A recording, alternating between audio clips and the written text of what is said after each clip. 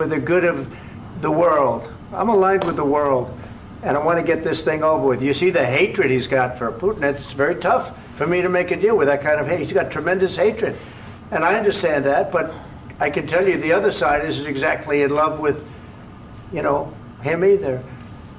So it's not a question of alignment. I'm aligned with the world. I want to get the thing set. I'm aligned with Europe. I want to see if we can get this thing done. You want me to be tough? I could be tougher than any human being you've ever seen. I'd be so tough. But you're never going to get a deal that way. So that's the way it goes. All right, one more question. Hey, I want to respond to this. So look, for 4 years in the United States of America, we had a president who stood up at press conferences and talked tough about Vladimir Putin, and then Putin invaded Ukraine and destroyed a significant chunk of the country. The path to peace and the path to prosperity is maybe engaging in diplomacy. We tried the pathway of Joe Biden of thumping our chest and pretending that the President of the United States' words mattered more than the President of the United States' actions. What makes America a good country is America engaging in diplomacy. That's what President Trump is doing. Can I ask you? Sure. Yeah? Yeah. Okay. So he occupied our parts, big parts of Ukraine, part of East and Crimea. So he occupied it on 2014. So during a lot of years, so I'm not speaking about just Biden, but those time was Obama, then President Obama, then President Trump, then President Biden, now the President Trump, and God bless, now President Trump will stop him. But during 2014, nobody stopped him. He just occupied and took. He killed people. You know what the contact line? 2015. 2014. 2014 and 2015. 2014. Yeah. So I was not here. Yeah, but that's exactly right. Yes, but during 2014 till 2022, yeah, the situation the same. The people have been dying on the contact line. Nobody stopped him. You know that we had conversations with him, a lot of conversation, my bilateral conversation, and we signed with him, me, like a new president. In 2019, I signed with him the deal. I signed with him, Macron and Merkel, we signed ceasefire. Ceasefire. All of them told me that he will never go. We signed him with gas contract. Gas contract. Yes, but after that, he broken this ceasefire. He killed our people and he didn't exchange prisoners. We signed the exchange of prisoners, but he didn't do it. What kind of diplomacy, JD, you are speaking about? What do you mean? I'm talking about the kind of diplomacy that's going to end the destruction of your country. Yes, but if you Mr. President, with respect, I think it's disrespectful for you to come into the Oval Office and try to litigate this in front of the American media. Right now, you guys are going around and forcing conscripts to the front lines because you have manpower problems. You should be thanking the President for trying to bring an end to this conflict. Have you ever been to Ukraine that you say what problems we have? I have been to. Come once. I've actually watched and seen the stories, and I know what happens is you bring people, you bring them on a propaganda tour, Mr. President. Do you disagree that you've had problems bringing people into your military? And do you think that it's respectful to come to the Oval Office of the United States of America and attack the administration that is trying to prevent the destruction of your country? A lot of questions. Let's start from the beginning. Sure. First of all, during the war, everybody has problems, even you, but you have nice ocean and don't feel now, but you will feel it in the future. God bless. You don't know that. God bless. God bless. You will not have a war. Don't tell us what we're going to feel. We're trying to solve a problem. Don't tell us what we're going to feel. I'm not telling you. Because you're in no position to dictate that. That's exactly what you're doing. You're in no position to dictate what we're going to feel. We're going to feel very good. You will feel influenced. We're going to feel very good and very strong. You will feel influenced. You're right now not in a very good position. You've allowed yourself to be in a very bad position, and he happens to be right about it. From the very beginning of the war. You're not in a good position. You don't have the cards right now. With us, you start having cards. Right now, you don't. You're playing cards. You're playing cards. You're gambling with the lives of millions of people. You're gambling with World War III. You're gambling with World War III. And what you're doing is very disrespectful to the country, this country. that's with all backed respect to you your far country. more than a lot of people said Very they respect. should have. Have you said thank you once? This A lot entire of meeting? times. No, in this Even entire meeting, today. have you said thank Even you? today. You went to Pennsylvania and campaigned for the opposition in October. Offer some words of appreciation for the United States what of are you speaking America about? and the president who's trying to save your country. Please, you think that if you will speak very loudly about the war, you He's can... not speaking loudly. He's not Yeah. speaking loudly. Your country's Can I- in big can I- trouble. can I Wait a answer? minute. No, Can you've I done a lot answer? of talking. Your country is in big trouble. I know. You're not I winning. know. You're not winning this. You have a damn good chance of we are coming out staying, okay because of Mr. us. President, we are staying in our country, staying strong from the very beginning of the war. We've been alone, and we are thankful. I said thanks You haven't in been this alone. cabinet, You and haven't not been only alone. in this cabinet. We gave you, through I this said stupid thank you. president, $350 billion. You voted we gave for you your military president. equipment, You and you voted men for are your brave, but they had to use our military. What about West? If you didn't have You our invited military me- equipment, you invited if me you to didn't speak. have our military equipment, this war would have been over in 2 weeks. In 3 okay? days, I heard it from Putin. In 3 days, this is something Maybe new. less. In 2 weeks, of course, yes. It's going to be a very hard thing to do business like this. I Again, tell you. just say thank you. I said a lot of times thank you to American people. Accept that there are disagreements, and let's go litigate those disagreements rather than trying to fight it out in the American media when you're wrong. We know that you're wrong. But you see, I think it's good for the American people to see what's going on. I understand, sir. I think it's I very understand. important. That's why I kept this going so long. You have to be thankful. You don't have the I'm cards. thankful. You're buried there. Your people are dying. tell you You're again, running I low know. on soldiers. Don't- Listen, don't please, you're running Mr. low on President. soldiers. It would be a damn good thing. Mr. And then President. then you tell us, I don't want a ceasefire. I don't want a ceasefire. I want to go and I want this. Look, if you could get a ceasefire right now, I tell you, you take it so the bullets stop flying and your men stop getting killed. Of course, we want to stop the war. But you're saying you don't want a ceasefire. But I said to you, I want a ceasefire. with guarantees. Because you'll get a ceasefire faster than an agreement. Ask our people about ceasefire, what they think. That wasn't doesn't with matter me. for you what- that what wasn't this with me. means. It That was wasn't with with you. a guy named Biden who was not a smart person. This That is was your, with, this that was is with your Obama. president. It was your president. Excuse me. That was with Obama, who gave you sheets, and I gave you javelins. Yes. I gave you the javelins to take out all those tanks. Obama gave you sheets. In fact, the statement is Obama gave sheets and Trump gave javelins. You got to be more thankful, because let me tell you, you don't have the cards. With us, you have the cards. But without us, you don't have any cards. One more question to Mr. Vice President. I'm sorry. It's going to be a tough deal to make, Um, because the attitudes have to change. what if Russia breaks ceasefire? What if Russia breaks peace talks? What do you do then? I understand that it's a heated conversation right now. What are you but saying? what if She's asking, what if Russia Putin breaks the ceasefire? What if anything? What if a bomb drops on your head right now? But they have Okay? broken What if they ceasefire broke it? many I don't know. times. They broke it with Biden because Biden, they didn't respect him. They didn't respect Obama. They respect me. But what- Let me tell you, Putin went through a hell of a lot with me. He went through a phony witch hunt where they used him and Russia. Russia. You ever hear of that deal? That was a phony Hunter Biden, Joe Biden scam. Hillary Clinton, Shifty Adam Schiff. It was a Democrat scam. And he had to go through that. And he did go through it. We didn't end up in a war. And he went through it. He was accused of all that stuff. He had nothing to do with it. It came out of Hunter Biden's bathroom. It came out of Hunter Biden's bedroom. It was disgusting. And then they said, oh, the laptop from hell was made by Russia. The 51 agents. The whole thing was a scam. And he had to put up with that. He was being accused of all that stuff. All I can say is this. He might have broken deals with Obama and Bush, and he might have broken them with Biden. He did, maybe. Maybe he didn't. I don't know what happened. But he didn't break them with me. He wants to make a deal. I don't know if you can make a deal. The problem is, I've empowered you to be a tough guy. And I don't think you'd be a tough guy without the United States. And your people are very brave. But you're either going to make a deal or we're out. And if we're out, you'll fight it out. I don't think it's going to be pretty, but you'll fight it out.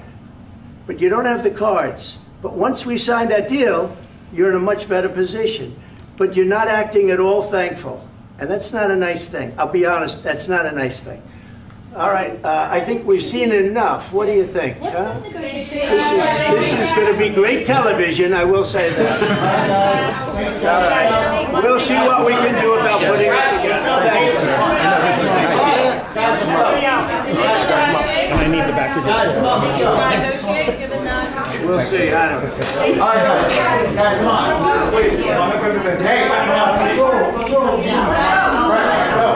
Thing that is a very fair deal, and we look forward to getting in and digging and working and getting some of the rare earth. But it means we're going to be inside, and it's a big commitment from the United States, and we appreciate working with you very much. And we will continue to do that. We have had some very good discussions with Russia. I spoke with President Putin, and we're going to try and bring this to a close. It's something that you want and that he wants. We have to negotiate a deal, but we've started the confines of a deal, and I think something can happen. The big thing is the number of soldiers, mostly at this point, but soldiers being killed. You're losing thousands of soldiers. So on both sides, we're losing a lot of soldiers, and we want to see it stop, and we want to see the money get put to different kinds of use, like rebuilding, and we're going to be working very hard. But we've had a lot of very good conversations. I will say, until we came along, the Biden administration didn't speak to Russia whatsoever. They didn't speak to anybody. They just allowed this to continue. And I will say that, I'll say in front of you, you've heard me say it 1,000 times, if I were president, this war would have never happened. We would have had a deal negotiated for you without having to go through what you've gone through. But your soldiers have been unbelievably brave. We've given them great equipment, but somebody has to use the equipment. They've been unbelievably brave, and we give them great credit. This was supposed to be over very quickly, and here we are 3 years later. So I give tremendous credit to your generals and your soldiers and yourself, in the sense that it's been very hard fighting, very tough fighting. They're great fighters, and you have to be very proud of them from that standpoint. But now we want to get it over with. It's enough, right? We want to get it over with. So it's an honor to have you here. Thank you very much for coming. We're going to sign the agreement at the conference in the East Room in a little while, right after lunch. And we'll be having lunch together. We're also discussing some other things, and we appreciate everybody being here. It's somewhat of an exciting moment, but the really exciting moment is when we when they stop the shooting and we end up with a deal. And I think we're fairly close to getting that, and an honor to have you. And please, I'd like to say something. Yeah, thank you so much, Mr. President. Thank you for the invitation. And really, I hope that this first document, will be first step to real security guarantees for Ukraine, our people, our children. I really count on it. And of course, we count that America will not stop support. Really, for us, it's very important to support and to continue it. I want to discuss it with details further during our conversation, and of course the infrastructure or security guarantees, because for today I understand what Europe is ready to do, and of course I want to discuss with you what United States will be ready to do. And I really count on your strong position to stop Putin, and you said that enough with the war. I think that is very important, Ben, to say these words to Putin at the very beginning of war, because he is a killer and terrorist. But I hope that together we can stop him. But for us, it's very important to, to save our country, our values, our freedom and democracy, and of course, no compromises with the killer about our territories, but it will be later. And of course, what I wanted, we spoke about it by phone with you, about the drones production. We have very good drones production. I think the best one in the world for today, because of the war. Yes, and of course, we need very much the air defense. You have the best air defense in the world, and really you helped us under attacks of Russians. And I want to speak how we can exchange the licenses. We're open to share the licenses of all our drones with you, of course, with the United States. And we need licenses for quick production of air defense. Even after the war, we need our nation to be calm, that we are secure. So that's why we need this air shield. And of course, about this, I want to speak about the contingents. I think that France and UK already spoke to you, and we know that Europe is ready, but without the United States, they will not be ready to be as strong as we need. And the last point, last not least, about exchange, about our people and children. And you know that these crazy Russians, that they stolen 20,000 of children, Ukrainian children. They changed their names, they changed their, their families, relatives, and now they're in Russia. We want to bring them back, and really, it's a big dream, task, and goal for me, and our warriors. By the way, Mr. President, we exchanged, released more than 4,000 warriors from Russian prison, but there are thousands more in the prison. I wanted to share with you some images. How it's just can I now? Yeah, please. Please. Some minutes, 1 minute, 1 minute. Just you to understand in what circumstances, in what situation they are, and what the attitude of Russia to our prisoners. That guys, just you before and after. And you see before and after, just you to understand. Now thousands of such guys, ladies and men, there, and that, so they don't eat, they beat them, and they, they do a lot of, bad things. So out of, even during the war, there are rules. Everybody knows there are rules during the war. So these guys, they don't have any rules. You see that, 50, 60 kilograms left, and a lot of such things. And I didn't want to show you what the changes with images of children, because I will just share with you. And I mean, it's looking tragic. Yeah, that's tough stuff. Yeah, I wanted very much to give you, and you see it. Yeah. This is pastor, by the way. They stolen pastors, because it's not Russian church. They stolen pastors and moved pastors to the prison. At the end of last year, we brought 3 pastors, and we could exchange them. And this is pastor, you see. Yeah, it's tough. Yeah, so I mean, this I wanted to show you, and this. So thank you very much. We want to get that ended, right? Yeah, of course. We And want. I think we will. And We have to, of course. do you have any questions, please? Thank you, Mr. President. With how much money is the U.S. going to put into the fund that is being created today, and how does this provide long-term security for Ukraine? Well, we don't know exactly how much, because we're going to be putting some money in a fund that we're going to get from the raw earth that we're going to be taking and sharing in terms of revenue. So it's going to be a lot of money will be made from the sale and from the use of raw earth. And as you know, our country doesn't have much raw earth. We have a lot of oil and gas, but we don't have a lot of the raw earth. And what we do have is protected by the environmentalists, but that can be unprotected, but still it's not very much.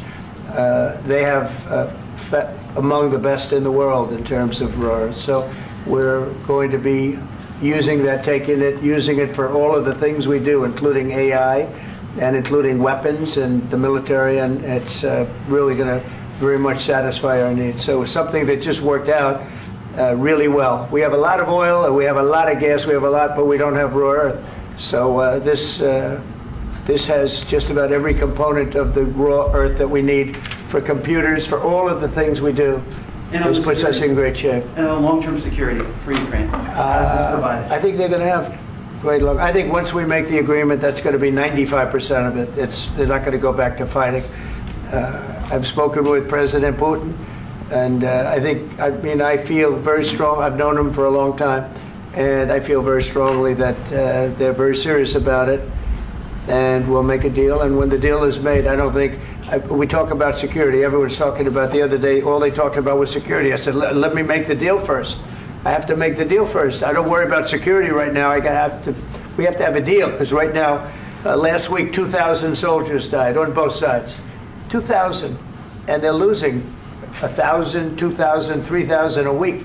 So as we sit here and we talk, people are getting shot and dying on the battlefield. And you know, they're not American soldiers, but they're Russian soldiers and they're Ukrainian soldiers, and we want to be able to stop it. And we want to be able also to spend money on other things. We don't want to, this is a tremendous amount of money, and what the Biden administration did was terrible. They were giving money, but he had no security on the money. Europe, as you know, gave much less money, but they had security. It was in the form of a loan. They get their money back, and we didn't. And now, at least we're protected, because the American taxpayer has to be protected too. But this is an incredible agreement for Ukraine, because we have a big investment in their country now, and what they have, very few people have. And we're able to really go forward with very, very high-tech things and many other things, including weaponry that we're going to use in many locations, but that we need for our country. Mr. President, This allows us to do that. Will you continue? I'm sorry. Sending military aid? Yes, go ahead, please. If I can just, yes. In the document, there is one of the very important points. If we speak about business and investment, we never had LNG terminals in Ukraine. This document will open. I mean, the next document, but anyway, here we see in the framework, we see really goodwill for this. LNG terminals for us is very important, and I think for security of European continent. We have the biggest storage, gas storage. We have the biggest in Europe. Yes, yes, and we can use it. Use it for LNG. Use it for LNG, and we will do it. And really, we can help Europe, because Europe really helped. President Trump said that they made less support, but they are our friends, and they are our very supportive partners. They really gave a lot, Mr. President. They did. They gave a lot, but they gave much less. No. Much less. No. No. Don't argue with me. No. Okay. Okay.